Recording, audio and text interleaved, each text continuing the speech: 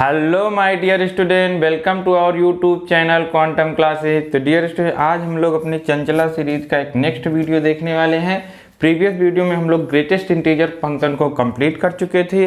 अब इस वीडियो में हम लोग देखेंगे फ्रैक्शनल पार्ट ऑफ फंक्शन, लेकिन उससे पहले हम लोग कुछ रिवीजन कर लें हर रोज की तरह। क्या बच्चों कि ग्रेटेस्ट इंटीजर के एक दो प्रॉब्लम सॉल्व कर ले रहे हैं। जैसे देखिए, आपको बताना है greatest integer sign x plus cos x का रेंज। क्या बताना है मेरे प्यारे बच्चों?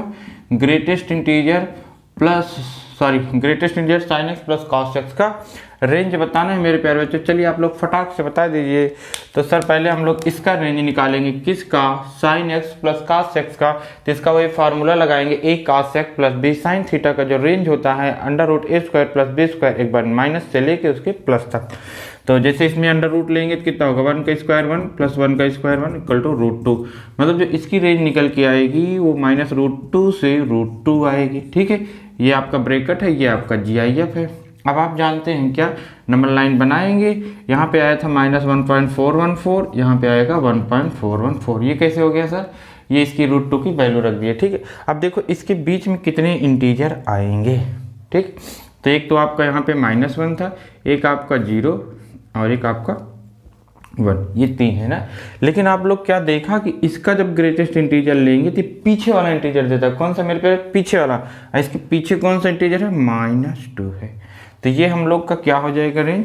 -2, -1, 0 और 1 इतना होगा। ठीक है, हम लोग प्रीवियस वीडियो में एक क्वेश्चन देखे थे, उसमें आपका ये -2 मिस हो गया था, इसीलिए मुझे ये बताना पड़ा। उसको आप लोग सही कर लेंगे कि यहाँ पे -2 भी इंक्लूड होगा। क्यों? क्योंकि जब इसका ग्रेटेस्ट इंटीजर लेंगे तो -2 आएगा, मतलब पीछे वाला इंटीजर। तो इसको भी आप इंक्लूड कर लेंगे, उसको सही कर लेंगे अपने नोट्स में।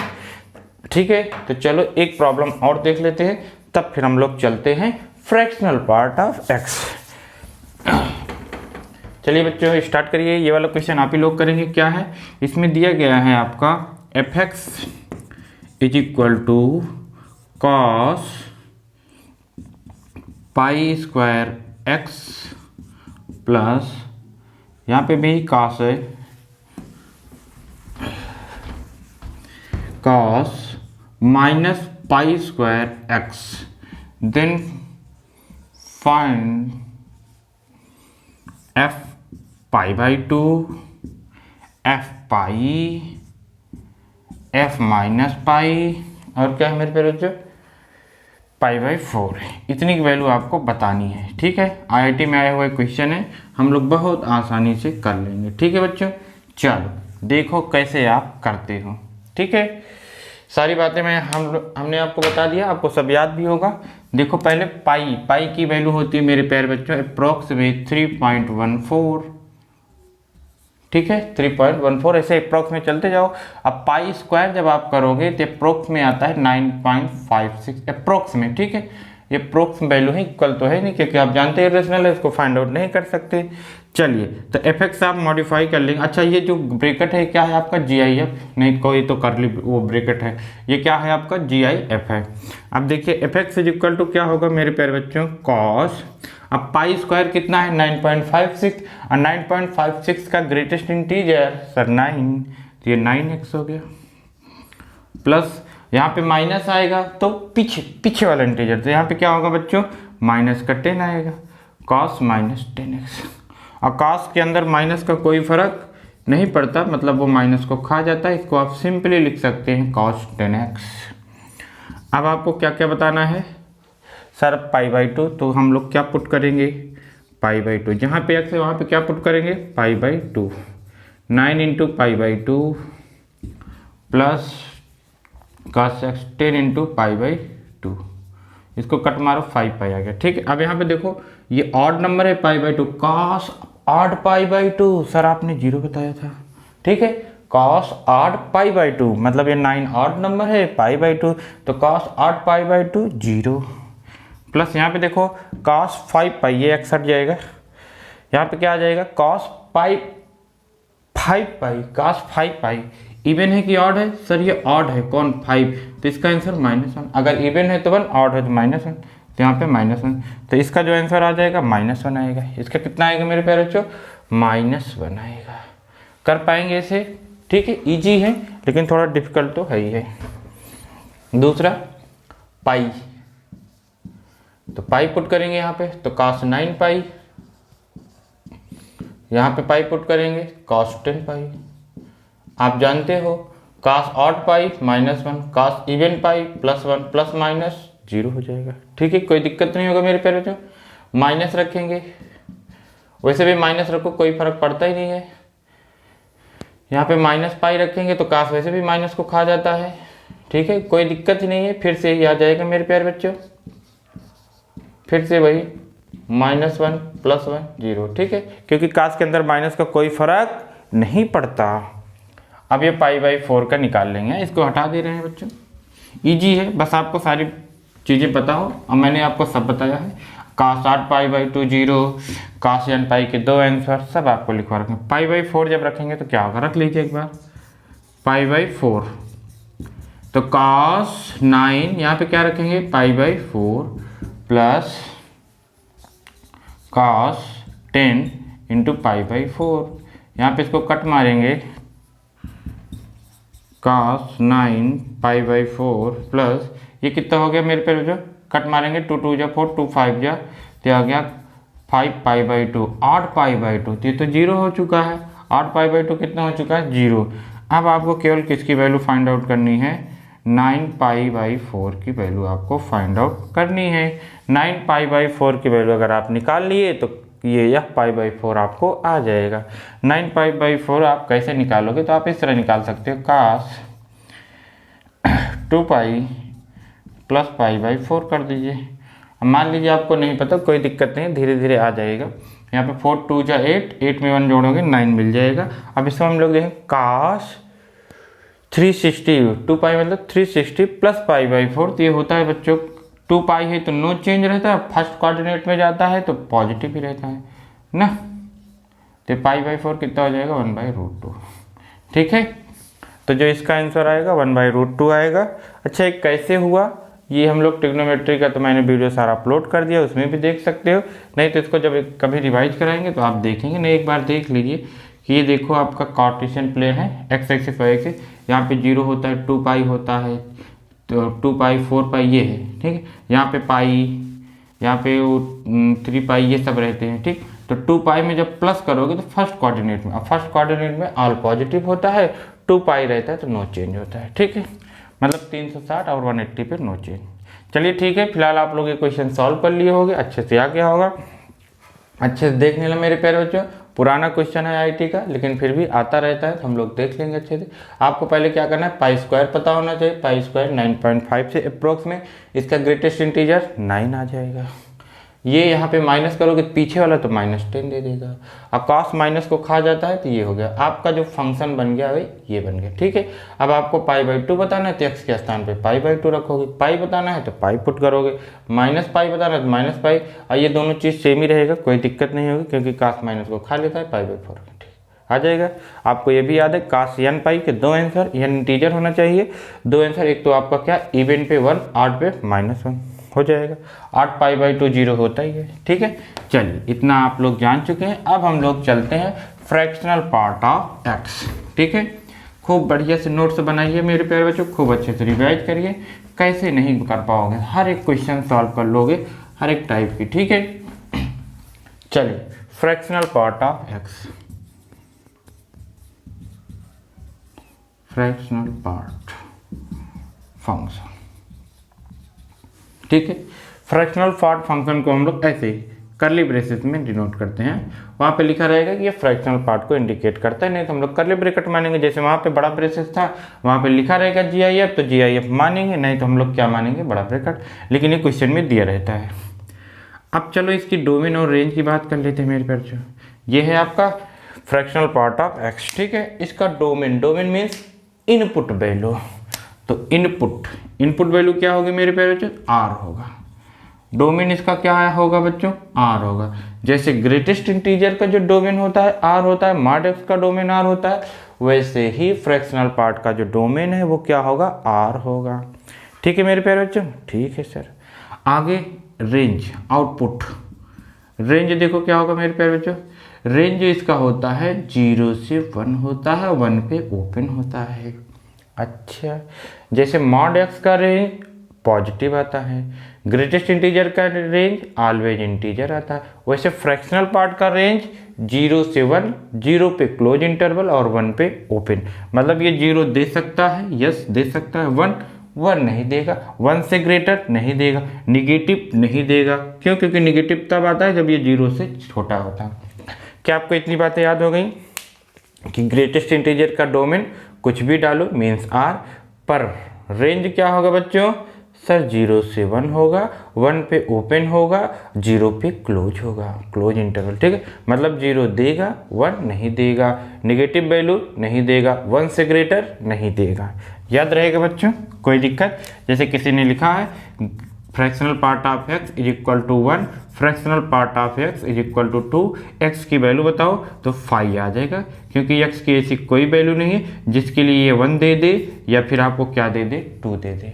ठीक है, जैसे हम लोग यहाँ पे करते नहीं थे कि mod x is equal to -2, x क्या होगा तो x 5 होगा। क्यों? क्योंकि x की ऐसी कोई वैल्यू नहीं है जिसके लिए ये निगेटिव आ जाए। जैसे greatest integer of x is equal to 2.5 हो जाए तो x क्या होगा? 5 होगा। क्यों 5 होगा? क्योंकि ग्रेटेस्ट इंटीजर कभी भी फ्रैक्शनल वैल्यू नहीं देता। ठीक है, तो ये सब चीज़ें आपको अच्छे से पता होनी चाहिए। आई होप आपको पता भी होगा। ठीक है, क्यों मेरे प्यारे बच्चों? चलिए आगे चलते हैं। आगे देखिए बच्चों, जैसे हम लोग ग्रेटेस्ट इंटीजर की वैल्यू निकाले तो वैसे हम लोग इसकी निकालेंगे। जैसे देखो 0 का फ्रैक्शनल पार्ट क्या होता है? 0 होता है मेरे प्यारे बच्चों। ठीक है, 1 का क्या होता है? 0 होता है। मतलब किसी भी इंटीजर का अगर आप फ्रैक्शनल पार्ट लेंगे तो ऑलवेज वो 0 आएगा। क्या आपकी बात में क्या आपके दिमाग में बातें सेट हो गई कि इंटीजर नंबर का जो फ्रैक्शनल वैल्यू होती है वो क्या होती है? 0 होती है। अब मान लीजिए इंटीजर नहीं है, 1.5 है, तब क्या होगा? 0.5 होगा। 2.7 है तो क्या होगा? 0.7 होगा। अच्छा, 0.3 होगा तो 0.3 होगा। मतलब जो ये फ्रैक्शनल वैल्यू है डेसिमल के बाद वाली, ये डेसिमल वैल्यू इधर इधर इधर पॉइंट के बाद वाली, तो वही क्या होता है? आंसर में आता है फ्रैक्शनल पार्ट के। अच्छा, जैसे मान लीजिए सर -1.2 है माइनस का, तब इसको बच्चों हम लोग 1 माइनस फ्रैक्शनल पार्ट ऑफ 2 ऐसे करके घटा देते हैं, तो इसका वही आ जाएगा 0.2 कितना हो जाएगा? 0.8 आ जाता है। 2.3 है तो क्या हो जाएगी ये बच्चों? 1 माइनस 0.3 कितना हो जाएगा? 0.7 ऐसे। ठीक है, मतलब 1 में से सब्ट्रैक्ट करके बताते हैं। याद रहेगा सबको? कोई दिक्कत तो नहीं होगी? अच्छे से इसको नोट डाउन कर लेंगे, आपको अच्छे से बातें याद रहेंगी। तो इंटीजर का फ्रैक्शनल पार्ट 0 होता है और डेसिमल का वही डेसिमल वैल्यू आ जाती है, जैसे फ्रैक्शनल वैल्यू का 0.5, 0.7। ठीक है, निगेटिव को 1 में से माइनस करते हैं। इतनी बातें आपको अच्छे से याद होनी चाहिए। राइट कर लीजिए, चलते हैं आगे।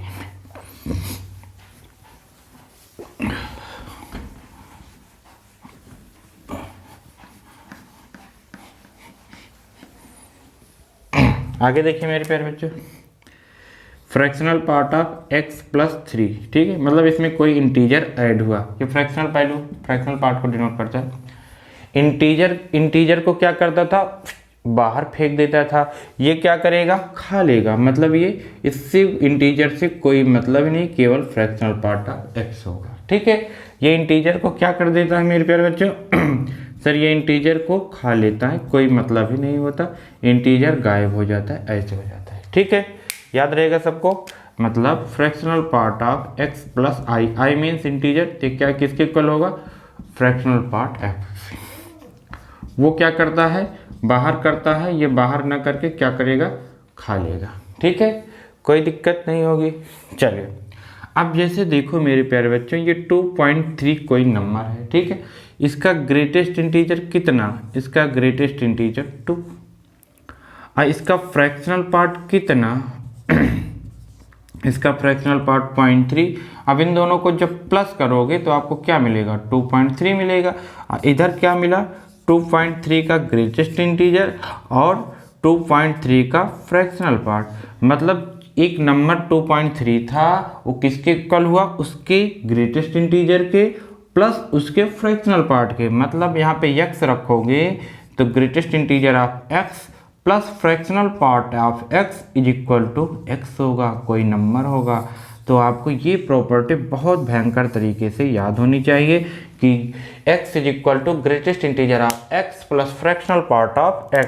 ठीक है, जैसे आपको ये भी पता होना चाहिए कि fractional part x is equal to क्या होता है, x minus greatest integer of x। ठीक है, ये फार्मूला आपको बहुत भयंकर तरीके से याद होना चाहिए क्योंकि इसका हम लोग भयंकर क्वेश्चन में यूज करेंगे। ठीक है, चलिए इतनी प्रॉपर्टी याद कर लिए होगे। अब हम लोग कुछ प्रॉब्लम करते हैं फ्रैक्शनल पार्ट पे बेस्ड। ठीक है, आपको याद हो गया होगा कि इसकी जो रेंज होती है 0 to 1 होती है, डोमेन R होता है और इंटीजर को ये खा लेता है और उसके बाद माइनस वाले को कैसे बाहर करता है 1 माइनस में। उसके बाद ये greatest integer of x plus fractional part of x is equal to x। ठीक है, इतनी बातें आपको याद है। अब चलो हम लोग क्वेश्चन को सॉल्व करते हैं। आपको कोई किसी भी बात की टेंशन नहीं ले, हर एक टाइप के क्वेश्चन, हर एक प्रॉपर्टी सब कराई जाएगी यहाँ पे। ठीक है, जैसे आपको बताना है फाइंड डोमेन किसका मेरे प्यारे बच्चों, log E x minus greatest integer of x.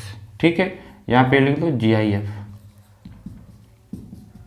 क्या बताना है इसका, डोमेन। चलो अब इसका आपको डोमेन बताना है तो क्या करोगे, नई लाइन से पहले आप लिखोगे।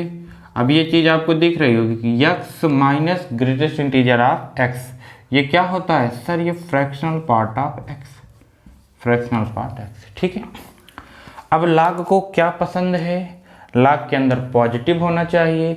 अच्छा ये पॉजिटिव तो होता ही है, 0 से 1 होता है, लेकिन क्या 0 नहीं होना चाहिए। क्यों, क्योंकि यहाँ पे तो 0 आ जाता है। तो ये 0 कब होता है, फ्रैक्शनल पार्ट 0 कब होता है सर, इंटीजर पे होता है। तो ये इंटीजर नहीं होना चाहिए, x does not belong to integer, और इसके अंदर कोई भी वैल्यू हो चल जाएगी। क्यों, क्योंकि इंटीजर का फ्रैक्शनल पार्ट का डोमेन R, उसके लिए सब कुछ। लॉग के अंदर यहाँ पे जो भी हो वो पॉजिटिव होना चाहिए, फ्रैक्शनल पार्ट ऑलवेज पॉजिटिव होता है लेकिन 0 से ग्रेटर होना चाहिए। ये 0 भी देता है कब, इंटीजर पे, तो वही इंटीजर माइनस कर दीजिए। तो जो इसका रेंज होगा R माइनस I हो जाएगा।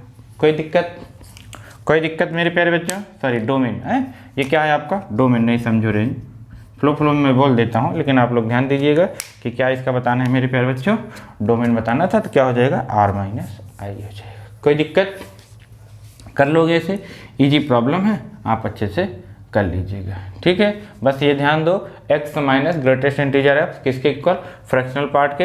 लॉग को क्या पसंद है, 0 to मतलब यहाँ पे पॉजिटिव होना चाहिए, 0 भी नहीं होना चाहिए। नहीं, ये 0 कहाँ पे होता है, इंटीजर पे, इंटीजर माइनस कर दो, बाकी निगेटिव कभी होता नहीं है, तो कुछ करने की जरूरत। चलो नेक्स्ट चलते हैं।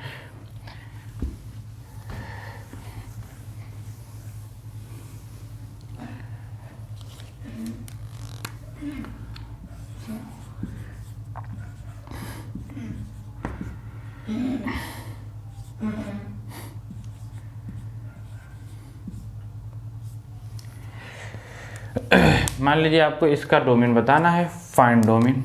क्या बताना है मेरे प्यारे बच्चों, फाइंड डोमेन। अब आप क्या करेंगे, अब आप सबको डिफाइन करेंगे। यहाँ पे देखो पॉजिटिव इसको चाहिए, पॉजिटिव है, बस 0 नहीं होना चाहिए। 0 कहाँ पे होगा, आप निकाल लीजिए। x minus 3 is equal to 0, x is equal to plus minus √3।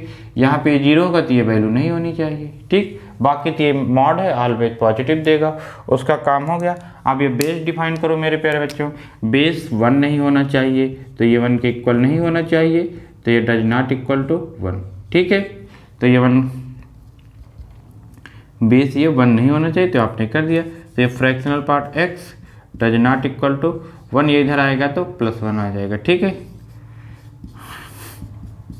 तो ये 2 नहीं होना चाहिए, तो ये 2 कभी होगा भी नहीं। क्यों, क्योंकि फ्रैक्शनल पार्ट 2 कभी होता ही नहीं है, तो इसके लिए तो कोई प्रॉब्लम नहीं है। ठीक है मेरे प्यारे बच्चों, अगला क्या है, अगला देखिए, अगला fractional part of x minus 1 greater than 0 होना चाहिए।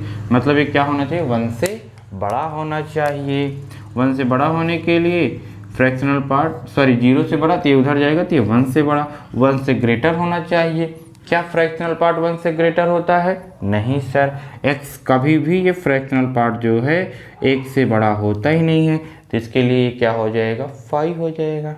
अब इनका इंटरसेक्शन लो, कुछ भी लो, इधर और कोई भी फंक्शन दिया हो, अब ये 5 आ गया तो इंटरसेक्शन क्या आएगा? 5 ही आएगा। क्यों? क्योंकि ये तो कभी डिफाइंड ही नहीं है कि यहाँ पे क्या हो जाए, ये हमेशा पॉजिटिव आए, 0 से बड़ा, कभी 0 से बड़ा होता ही नहीं है। ठीक है, कौन? ये पूरी चीज़ है, नहीं तो फ्रैक्शनल पार्ट समझ लो, ये पूरी चीज़ 0 के ग्रेटर जब आपने किया तो फ्रैक्शनल पार्ट 1 से ग्रेटर आया। अब फ्रैक्शनल पार्ट 1 से ग्रेटर तो कभी होता ही नहीं है, तो उसका डोमेन क्या आ जाएगा? 5 आ जाएगा।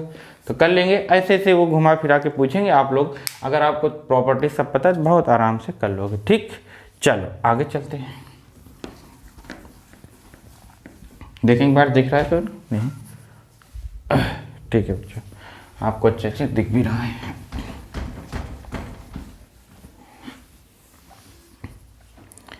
अगला क्वेश्चन देखिए मेरे प्यारे बच्चों, x माइनस सी, इसका आपको डोमेन बताना है, ये GIF है। क्या बताना है मेरे प्यारे बच्चों? डोमेन बताना है। तो डोमेन बताने के लिए इसको आप थोड़ा सिंप्लीफाई कर लो, ये क्या हो गया आपका? फ्रैक्शनल पार्ट ऑफ x हो गया। ठीक है, अब ये 0 नहीं होना चाहिए, क्यों? क्योंकि अपान में है, तो ये 0 कहाँ पे होता है? सर ये 0 इंटीजर पे होता है। ये 0 कहाँ पे होता है? इंटीजर पे होता है। तो x does not belongs to integer. ठीक है, तो जो इसका रेंज होगा r माइनस आई होगा, या x does not equal to I. ठीक है बच्चों, क्या हो जाएगा इसका डोमेन? मैंने फिर से रेंज बोल दिया, सॉरी बच्चों, r माइनस आई हो जाएगा क्या? डोमेन। कर लोगे ऐसे से, इजी प्रॉब्लम आएंगे, आप लोग अच्छे से कर लीजिएगा। ठीक,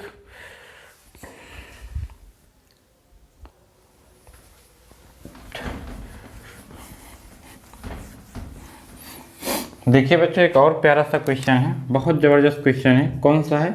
ये आपको दिया गया है, greatest integer of x plus sigma. अरे सर ये सिग्मा क्या है? अभी बताता हूँ मेरे प्यारे बच्चों, सिग्मा क्या है?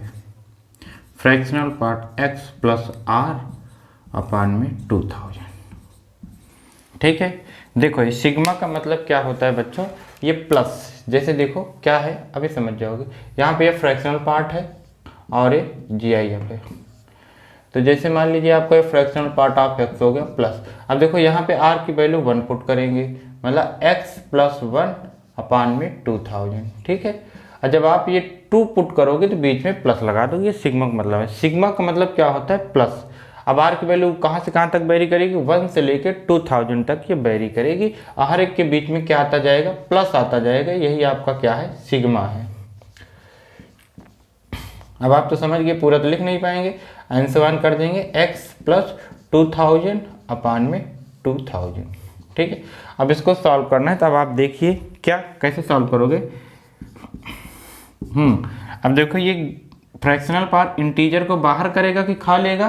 सर खा लेगा, बाहर नहीं करता, तो यहाँ पे फ्रैक्शनल पार्ट ऑफ x हो जाएगा, ऐसे 2000 हो जाएगा, प्लस ये भी फ्रैक्शनल पार्ट ऑफ x हो जाएगा, ये भी 2000 हो जाएगा, प्लस आंसर वन कितना हो जाएगा मेरे प्यारे बच्चों? फ्रैक्शनल पार्ट ऑफ x अपान में 2000। अब ये जब डिनोमिनेटर सेम है तो आपको ऐड करने में कितना अच्छा लगता है, डिनोमिनेटर 1 टाइम्स लिख देते हैं। अब इसको ऐड कर लेंगे। अब ये फ्रैक्शनल पार्ट सेम है तो कितनी टाइम्स है? 2000 टाइम्स। तो जब 2 टाइम्स होता है तो यहाँ 2x लिखते हैं, 3 टाइम्स होता है 3। अब 2000 टाइम्स है कितना लिख देंगे मेरे प्यारे? 2000 फ्रैक्शनल पार्ट ऑफ x लिख देंगे। अब ये 2000 से कैंसिल आउट हो गया। Greatest integer of x plus fractional part of x is equal to क्या मेरे प्यारे? सर ये x होता है। अभी अभी हम लोग इसको पढ़ के आ रहे, यही इस सवाल का उत्तर हो जाएगा। ठीक है, कैसे किया गया?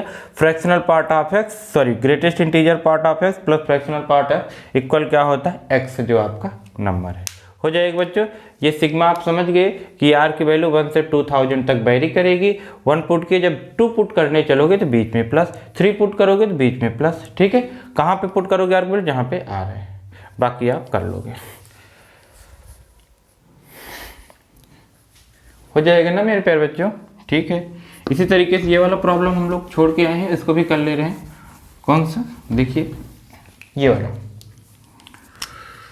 Greatest integer of 1/2 plus greatest integer of 1/2 plus 1/100 plus 1/2 plus 2/100 plus n से वन प्लस 1/2 99/100, ये क्वेश्चन। ठीक है, इसके लिए आपको वही फार्मूला याद होना चाहिए। कौन सा सर? ये वाला, x greatest integer of x, फिर उसके बाद x plus 1/2 1/n plus x 2/n plus n so on x plus n-1, just इससे एक कम। तो जो इसका फार्मूला होता था greatest integer of n x. ठीक है, n नंबर ऑफ टर्म कितनी बार गया, x जो है फर्स्ट टर्म है, तो इसका फर्स्ट टर्म देखो क्या है बच्चों, हाफ है, इनटू नंबर ऑफ टर्म। देखो ये कहाँ से स्टार्ट हुआ, कितना मेरे प्यारे बच्चों? सर ये 1 से लेके यहाँ तक 99, एक ये 0 ऐड करोगे तो कितना हो जाएगा 100। तो ये 100 टर्म हो गए, 215 या 100 हो गया। अब 50 का ग्रेटेस्ट इंटीजर कितना होता है 50, ये आपका आंसर हो जाएगा। तो कर लो बच्चों, आई होप आपको ये फार्मूला लर्न होगा, इस पर बेस्ड क्वेश्चन आपने देख लिया। ठीक, कोई दिक्कत तो नहीं होगी बच्चों, आप आराम से ऐसे क्वेश्चन को सॉल्व कर लोगे। चलो हम लोग चलते हैं और अच्छे बेहतरीन प्रॉब्लम पे। देखो क्या हटा दे रहा हूँ। अगला प्रॉब्लम देखो क्या है मेरे प्यारे बच्चों। अगला आपको बताना है find the domain sec inverse x upon में स्क्वायर रूट में x minus greatest integer of x. Domain बताना है और ये क्या है, GIF है। तो पहले सेक इनवर्स का डोमेन आपको याद होना चाहिए। सर जो सेक इनवर्स का जो डोमेन होता है वो R -1 से 1 होता है। ठीक है बच्चों, याद हो गया सेक इनवर्स का डोमेन। ये किसका डोमेन है आपका, सेक इनवर्स का। और ये तो आपका क्या बन गया, इसको आप ऐसे भी लिख सकते हैं सेक इनवर्स एक्स अपान में स्क्वायर रूट में फ्रैक्शनल पार्ट ऑफ एक्स। अब ये देखो ये तो पॉजिटिव तो ऑलवेज होगा। अब इसका काम तो हो गया, ठीक, मतलब स्क्वायर रूट के अंदर पॉजिटिव हो गया, बस डिनोमिनेटर में जो 0 नहीं होना चाहिए। ये फ्रैक्शनल पार्ट 0 कहाँ पे सर, ये इंटीजर पे। कहाँ पे 0, इंटीजर पे 0। तो यहाँ पे क्या होगा, R माइनस इंटीजर होगा। क्या होगा, R माइनस इंटीजर होगा। ठीक है, तो यहाँ पे जो आपका डोमेन निकल के आएगा इस पूरे फंक्शन का R -1 से 1। ठीक है, यूनियन, ये भी माइनस करना है किसको, I को, तो यूनियन I कर लेंगे। यही सवाल का उत्तर हो जाएगा। ठीक है बच्चों, कोई दिक्कत नहीं होगा। क्या हो गया, R -1 से 1 यूनियन I। ठीक है, क्योंकि इंटीजर पे क्या हो जाएगा, 0 हो जाएगा, 0 नॉट डिफाइंड हो जाएगा डिनोमिनेटर में। ठीक है, तो इस टाइप ऐसे आप क्या करेंगे, ग्रेटेस्ट इंटीजर, फ्रैक्शनल पार्ट, ये सब क्वेश्चन आप आसानी से सॉल्व कर सकते हो। बस आपको प्रॉपर्टी और उसकी डिफिनीशन मालूम होनी चाहिए और अब आपके अंदर क्वेश्चन को सॉल्व करने की जिज्ञासा होनी चाहिए, तो आप बहुत प्रेम के साथ क्वेश्चन को सॉल्व कर लोगे। ठीक है, चलिए अब हम लोग चलते हैं और अच्छे प्रॉब्लम पे। तो पहले अब हम लोग चलो सीख लेते हैं कि इसका ग्राफ कैसे बनता है। ठीक है, graph of fractional part of x, graph of fractional part.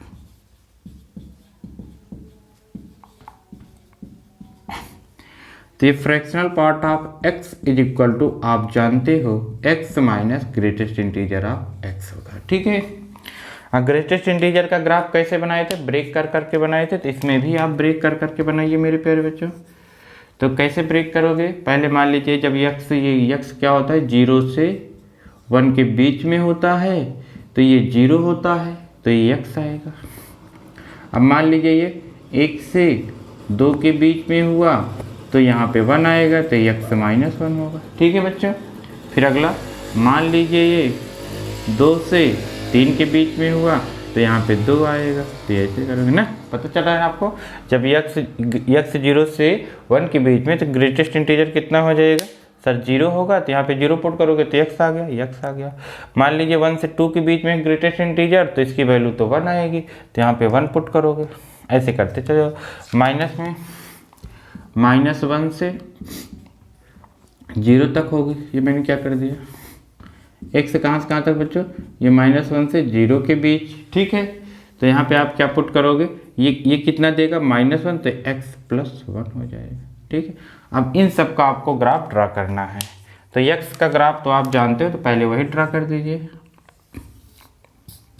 X का graph y equal to x का ग्राफ ओरिजिन से पास होती हुई स्ट्रेट लाइन, ये 1 है, ये 2 है, ये आपका 3 है, ये आपका -1 है। इक्वल बनाएंगे तो ज़्यादा अच्छा रहेगा। अब आपको ग्राफ बनाने का आइडिया हो चुका होगा, ये सब आपको आना चाहिए मेरे प्यारे बच्चों, और सब आपको आएगा, बस आप नोट्स बना के रिवीजन करोगे। ये 100% गारंटी है कि आपको हर एक टॉपिक आएगा, हर एक क्वेश्चन सॉल्व कर पाएंगे। बस आप नोट्स बना के रिवीजन करिए। ऐसी कोई भी चीज़ नहीं है जिसको आप चाहो और पा ना पाओ, ठीक है। बस उसके लिए आपको उसके प्रति समर्पित होना पड़ेगा, तभी पा पाओगे, ठीक है। ऐसे सोचो कि आपने चाह लिया फिर उसके पीछे ना भागो तो आपको नहीं मिलेगा, फिर तो जानते ही हो। चलिए y equal to x, y equal to x का ग्राफ ओरिजिन से पास होती हुई स्ट्रेट लाइन, लेकिन कहाँ तक, 1 तक, ठीक है। ये 1 तक, 1 पे ओपन, तो जैसे ये 1 पे पहुंचेगा आपका ग्राफ ब्रेक होगा, ठीक है। फिर जब 1 से 2 है तो x-1 का ग्राफ, x-1 का ग्राफ कैसे बताया गया था, जैसे मान लीजिए x-1 का ग्राफ है तो ये ग्राफ नीचे शिफ्ट हो जाएगा, ये ऐसे, ठीक है। लेकिन ये ग्राफ तभी बनेगा जब 1 और 2 के बीच में है, मतलब केवल ये वाला पार्ट, ठीक है। तो 1 से ये फिर से स्टार्ट होगा, 2 पे क्या होगा, फिर ओपन हो जाएगा ऐसे, ठीक है बच्चों। फिर ऐसे 2 पे ब्रेक होगा, 2 से 3 के बीच में फिर ये वाला ग्राफ, ठीक है। ऐसे आपका क्या होगा, ये ग्राफ बनता जाएगा। -1 वाले में प्लस कर दोगे तो इधर आ जाता था ए ऐसे, ठीक है। यहाँ पे ओपन, क्योंकि ये 0 आएगा और 0 पे आपका ये वाला हो गया। फिर ए 2 से ए ऐसे, ठीक है, ए ऐसे, ऐसे ऐसे आपका ग्राफ ये बनता चला जाएगा। वही झुंझुना वाला ग्राफ बन जाएगा, ठीक, ऐसे ऐसे जो आप लोग जाते हो बैंड पार्टी में झुंझुना ऐसे से बजाते हैं, वही वाला ग्राफ बनेगा, ठीक है। और इसका ग्राफ जो होगा बच्चों वो क्या होगा, आपको दिख रहा है कि ना तो निगेटिव गया है और ना 1 से बढ़ा गया है, ठीक है। अब बार बार देखो ये सेट रिपीट हो रहा है, ठीक है। तो ये पीरियाडिक फंक्शन हो जाएगा। अभी हम लोग जब पीरियड पढ़ेंगे देखेंगे। फिलहाल आपको एक ग्राफ याद होना चाहिए, कंटिन्यूस डिसकंटिन्यूस सब डिसकंटिन्यूस। कहाँ पे डिसकंटिन्यूस, इंटीजर पे। देखो 1 पे टूटा, 2 पे टूटा, 3 पे टूटा, -1 पे टूटा, तो कुल मिला के ये ग्राफ जो है डिसकंटिन्यूस है एट इंटीजर पे। सर ग्रेटेस्ट इंटीजर भी तो डिसकंटिन्यूस था, कहाँ पे इंटीजर, अच्छा इसका मतलब जो है इंटीजर और फ्रैक्शनल पार्ट दोनों ही इंटीजर पे डिसकंटिन्यूस होते हैं, आपको अच्छे से याद होना चाहिए, ठीक। तो ये आपका ग्राफ हो गया किसका मेरे प्यारे बच्चों, फ्रैक्शनल पार्ट ऑफ एक्स का। तो उसके ग्राफ आपको पता हो गए, उसके कुछ एग्जाम्पल देख लिए और उसके जो 2-3 प्रॉपर्टी थी ये देख लिए, ठीक है। अब हम लोग चलते हैं नेक्स्ट टाइप का फंक्शन जो आपका आता है, वो हम लोग लाते हैं, किसका ला रहे हैं, चलो पहले हम लोग लाते हैं लॉगरिथमिक फंक्शन का, फिर उसके बाद एक्सपोनेंशियल फंक्शन का, फिर उसके बाद सिग्नम फंक्शन का, ठीक है। अब तो आपको ज़्यादा कुछ नहीं पढ़ना है लॉगरिथमिक फंक्शन में, केवल ग्राफ देखना है, क्यों, क्योंकि उसको आप लोग बहुत अच्छे से एक वीडियो में आपने देखा है। तो लॉगरिथमिक फंक्शन,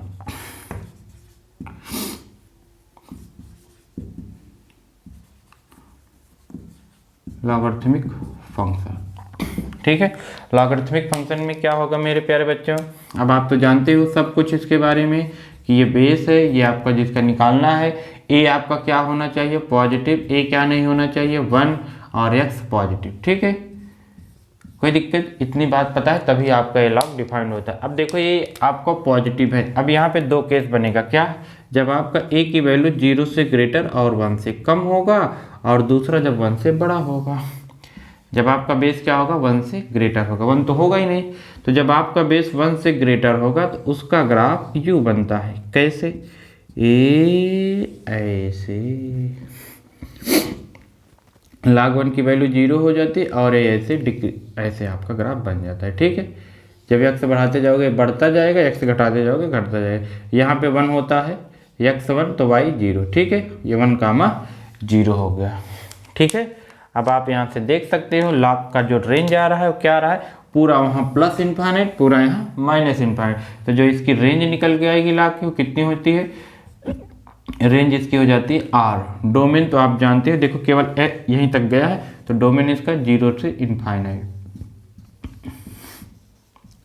डोमेन, ठीक। एक चीज और देखो मेरे प्यारे बच्चों, क्या कि लॉग ये पॉजिटिव कब हो रहा है, देखो लॉग पॉजिटिव कब हो रहा है, जब x की वैल्यू 1 से ग्रेटर हो रही है, ठीक है। जब x 1 से ग्रेटर होगा तो पॉजिटिव होगा, जब x 0 और 1 के बीच में होगा, देखो यहाँ तक, जब x और 0 के 1 के बीच में होगा तो ये ग्राफ कैसा होगा, निगेटिव होगा, याद रहेगा। क्या मैंने कहा बच्चों कि जब x की वैल्यू ये वाली x की वैल्यू 0 से 1 के बीच में होगा तो लॉग नेगेटिव आएगा, और 1 से बड़ा होगा तो लॉग पॉजिटिव आएगा। ठीक है, यहाँ पे आपको ये भी आंसर पता होना चाहिए। लॉग ई बेस मान लो इनफाइनाइट, मतलब वहाँ इनफाइनाइट पुट करोगे तो कहाँ मिल रहा है आपको इनफाइनाइट, तो इसकी वैल्यू क्या हो जाएगी इनफाइनाइट। वैसे हम लोगों ने देखा भी है, फिर भी याद कर लेंगे कि लॉग इनफाइनाइट की वैल्यू इनफाइनाइट होगी। 0 x से 0 कहाँ पे होगा मेरे प्यारे बच्चों, वाई एक्सिस पे, वाई एक्सिस पे टच कहाँ करेगा, वैसे करेगा नहीं, लेकिन सोचो कहाँ करेगा, एकदम नीचे। कहाँ करेगा, नीचे। देखो एक ग्राफ ऐसे जाता जा रहा है तो वाई को नीचे टच करेगा, तो नीचे वाई को जब नीचे टच करेगा तो नीचे क्या मिलेगा माइनस इनफाइनाइट। ठीक है, तो ln 0 की वैल्यू माइनस इनफाइनाइट और लॉग ई बेस इनफाइनाइट पे इनफाइनाइट। ठीक है, ये दोनों आपको पता होना चाहिए। ये इंक्रीजिंग, अगर आपका जो बेस है 1 से बड़ा है तो लॉग इंक्रीजिंग फंक्शन होता है। पॉजिटिव कब, जब आपके जिसका निकाल है वो 1 से ग्रेटर है तो पॉजिटिव, जिसका निकाल अगर 1 से छोटा है तो निगेटिव। ठीक है, चलो अब हम लोग इसका चलते हैं, किसका, जब इसका बेस 0 से ग्रेटर और 1 से कम होगा। बाकी इसके सारी प्रॉपर्टी, सारे फार्मूले हम लोगों ने देख लिए हैं, कैसे रेंज निकालते थे, कैसे डोमेन निकालते थे, ये सब देख लिए हैं। अब जब बेस आपका क्या होगा 1 से कम होगा, ये सब ग्राफ आपको अच्छे से रटे होने चाहिए। जब आपका बेस मेरे प्यारे बच्चों 1 से कम होगा तो ये ऐसे जाता है, ऐसे। ठीक है, ऐसे चलता चला जाता है। यहाँ पे भी अभी वही होगा, क्या 1,0 होगा। ठीक है, तो यहाँ पे देखो क्या हुआ, जब बेस आपका 1 से कम है तो देखो ये पॉजिटिव है। ठीक है, जब x बिलोंग्स टू 0 से बड़ा और 1 से छोटा तो लॉग क्या होगा पॉजिटिव होगा। लेकिन कब, जब बेस उसका क्या है 1 से कम है और 0 से बड़ा। नेगेटिव तो हो नहीं सकता भाई, ये हो गया। ठीक है, तो ये आपका लॉग क्या हो जाएगा डिक्रीजिंग फंक्शन। देखो ये घटता हो जाए, x बढ़ाते जा रहे हो, y कम होता जाए, तो ये डिक्रीजिंग फंक्शन होता है। ठीक है, यहाँ पे क्या हो जाएगा, ये आपका इसमें लॉग पॉजिटिव होगा। ठीक है, और जब 0 से कम हो 1 से बड़ा हो जाएगा तो निगेटिव हो जाएगा। ठीक, तो इसके लिए देखो, अब यहाँ पे बेस कुछ भी मान लो हाफ ले लें तो यहाँ पे 0 आएगा तो क्या होगा, अब बताओ। अब 0 कहाँ पे आएगा भाई, ये बार उस बार ऊपर टच करेगा, वाई को ऊपर टच करेगा तो x 0 हो जाएगा, तो ये इनफाइनाइट होगा, इनफाइनाइट। अब इनफाइनाइट रखो कहाँ पे, वहाँ पे, तो ये माइनस इनफाइनाइट होगा। तो ये आप अच्छे से देख रहिए कि बेस क्या है, क्योंकि बेस बदलने से लॉग की वैल्यू भी बदल जा रही है। तो आप अच्छे से देखेंगे, अगर बेस जो है 0 से 1 के बीच में है तो ln 0 वो लॉग 0 कितना होगा इनफाइनाइट होता है। अगर मान लीजिए 1 से बड़ा, 1 इनफाइनाइट है तो माइनस इनफाइनाइट। ठीक, एक बात और देखो, जैसे लॉग ई बेस है, ई की वैल्यू आप जानते हैं अप्रोक्सीमेट 2.7, मतलब क्या हो गया, इसका जो बेस हो गया 1 से ग्रेटर हो गया, और इसी को हम लोग पढ़ते हैं ln। लॉग ई बेस को क्या पढ़ते हैं ln। तो कभी ln कहीं आपको दिखा मिल जाए घबराना मत, ln का मतलब होता है लॉग, उसका जो बेस है वो ई है, इसी को हम लोग बोलते हैं नेचुरल लॉगरिथमिक। क्या बोलते हैं, नेचुरल लॉगरिथमिक।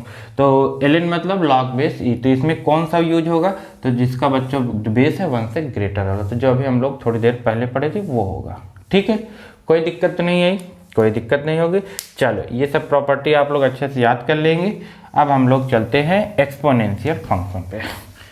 इसका रेंज वही होगा माइनस इनफाइनाइट से प्लस इनफाइनाइट, डोमेन 0 से इनफाइनाइट। ठीक, 0 पे ओपन, सब कुछ वही होगा, बस ग्राफ में थोड़ा वो था तो मैंने वो बता दिया। अब हम लोग चलेंगे एक्सपोनेंशियल फंक्शन। कहाँ पे चलेंगे बच्चों,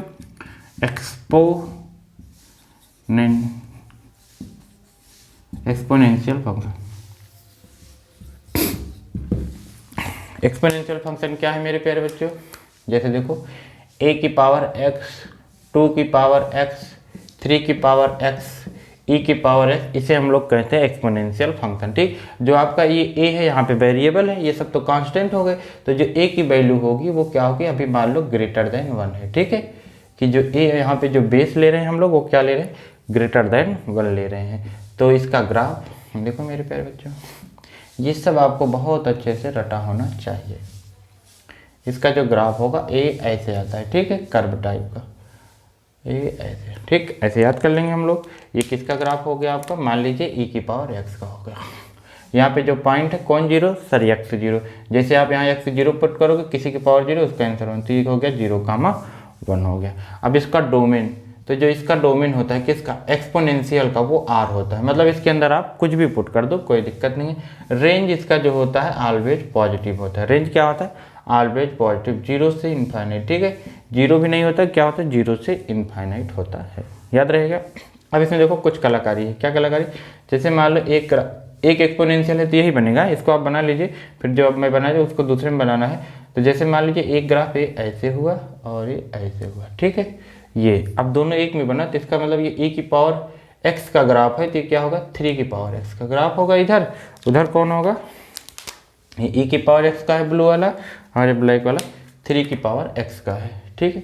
तो इससे हम लोग को क्या सीख मिली, इसके आपको ये सीख मिली कि देखो जब x पॉजिटिव होगा तो जो x जो ये a की वैल्यू जब ग्रेटर होगी, जैसे जिसकी बड़ी होगी, जैसे यहाँ पे देखो कौन बड़ा है, 3 बड़ा है और ये e छोटा है, तो जब x जो है आपका पॉजिटिव होगा तो कौन बड़ा होगा, 3 की power x greater than e की पावर x, ठीक है, ये हो जाएगा। अगर x जब निगेटिव हो रहा है तब कौन बड़ा हो रहा है मेरे प्यारे बच्चों, तब जो कम है, तो कम कौन है, e की पावर x कम है, क्योंकि e की पावर की उसकी वैल्यू क्या होती है 2.7 होती है अप्रोक्सीमेट, तो e की पावर x ग्रेटर देन 3 की पावर x, ठीक है, याद है। मतलब जब x 0 से कम होगा तो छोटा वाला बड़ा हो जाएगा, x जब 0 से बड़ा होगा तो बड़ा वाला ही बड़ा रहेगा, याद रहेगा। जैसे मैं मान लो e की पावर 2 की पावर x का बनाऊंगा तो ये नीचे यहाँ पे आ जाएगा, ये 2 की पावर है, और ये यहाँ सबसे ऊपर आ जाएगा इसे, ठीक है, कोई दिक्कत तो नहीं होगी, याद रहेगा अच्छे से। ये ग्राफ आपको अच्छे से पता होना चाहिए क्या होता है, क्यों, क्योंकि इन सब का यूज हम लोग इस क्वेश्चन में करेंगे। जैसे आपको दे दिया गया कि 2 की पावर x माइनस 3 की पावर x फाइंड डोमेन, क्या बताने बच्चों, डोमेन। तो अब आप जानते हो क्या कि अगर इसका डोमेन बताना है तो आप ग्रेटर देन इक्वल 0 करोगे, ये लीजिए आप ग्रेटर देन इक्वल 0 कर दिए। अब इसमें ग्रेटर देन इक्वल 0 करने का मतलब है कि 2 की power x greater than equal 3 की पावर x। अब देखो 2 की पावर x बड़ा कहाँ होता है, छोटा वाला बड़ा कब होता है, जब x नेगेटिव होता है, मतलब x लेस देन, अब यहाँ इक्वल लगा है तो इक्वल भी लगा सकते हो, x लेस देन इक्वल 0, तो जो इसका डोमेन निकल के आएगा माइनस इनफाइनाइट से 0 आएगा। मान लीजिए यही क्वेश्चन ऐसे आया होता, कैसे, फाइंड डोमेन, दिख रहा है, यहाँ पे कर दे रहा हूँ, फाइंड डोमेन 5 की पावर x माइनस 3 की पावर x, इसका डोमेन आपको बताना है। तो आप तो जानते हैं रूट के अंदर कोई भी चीज़ें हो उसे ग्रेटर देन इक्वल 0 करोगे, ये। अब इसमें कौन बड़ा होना चाहिए, बड़ा वाला, तो बड़ा वाला कहाँ बड़ा होता है, जब x पॉजिटिव होता है, तो इसका जो डोमेन हो जाएगा x पॉजिटिव हो जाएगा, 0 से इन्फाइनाइट हो जाएगा। कर पाओगे ऐसे, ये सब बेहतरीन प्रॉब्लम आएंगे, आप तुरंत निपटा दोगे, कोई दिक्कत नहीं है। मान लीजिए क्या कि यहाँ पे प्लस हो गया, कैसे, 2 की पावर x प्लस 4 की पावर x, अब ये भी प्लस ये भी प्लस ये भी प्लस, दो पॉजिटिव नंबर का सम ऑलवेज पॉजिटिव, तो ये आर आ जाएगा, क्योंकि वो तो हमेशा जानते हैं एक्सपोनेंशियल फंक्शन कभी नेगेटिव नहीं होता, तो ये पॉजिटिव ही रहेगा, तो इसका डोमेन आर हो जाएगा बच्चों। तो ये तो सर आपने उसका बता दिया, किसका, जिसमें जो है बेस क्या है 1 से बड़ा है, अब 1 से कम का बेस बताना है। अच्छा एक बात और देख लो, क्या यहाँ पे x क्या होगा, माइनस इनफाइनाइट, e की पावर माइनस इनफाइनाइट या फिर किसी की पावर माइनस इनफाइनाइट होगा, तो ये इधर जाओगे, और ग्राफ देखो इधर जब जा रहे हैं तो y की वैल्यू कम होती जा रही है, मतलब इसको टच करने वाला है, x एक्सिस को टच कर लेगा तो बस y 0 हो जाएगा, मतलब e की पावर माइनस इनफाइनाइट 0, e की पावर इनफाइनाइट कहाँ पे, एकदम वहाँ, ठीक है, वहाँ पहुँच जाएगा, तो ये कितना हो जाएगा, इनफाइनाइट, e की पावर इनफाइनाइट होगा, e की पावर माइनस इनफाइनाइट 0 होगा, याद रहेगा, ये आप लोग नोट डाउन कर लेंगे। आगे चलते हैं, आगे कहाँ बच्चों, जब बेस क्या हो 1 से कम हो,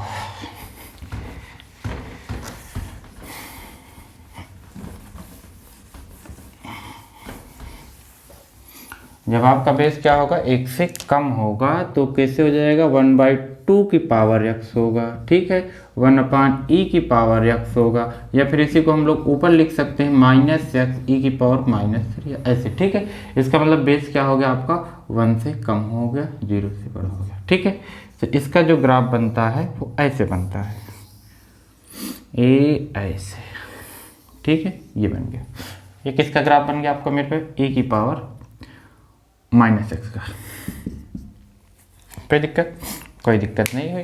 इसका जो डोमेन होगा r होगा, डोमेन क्या होगा मेरे प्यारे बच्चों, डोमेन r होगा, रेंज क्या होगा, रेंज 0 से इनफाइनाइट होगा, ठीक है। आ रहा है बच्चों, डोमेन क्या होगा, r होगा, और रेंज क्या होगा 0 से इनफाइनाइट होगा, ठीक है। अब देखिए अगला क्या, मान लीजिए इसमें दो ग्राफ को मिक्सिंग करनी है, किसकी, एक मैं यहाँ पे ऐसे डाल ही दे रहा हूँ, ऐसे, ठीक है। चलो अब इसमें देखो ये किसका होगा, अब आप तो जानते ही हैं क्या,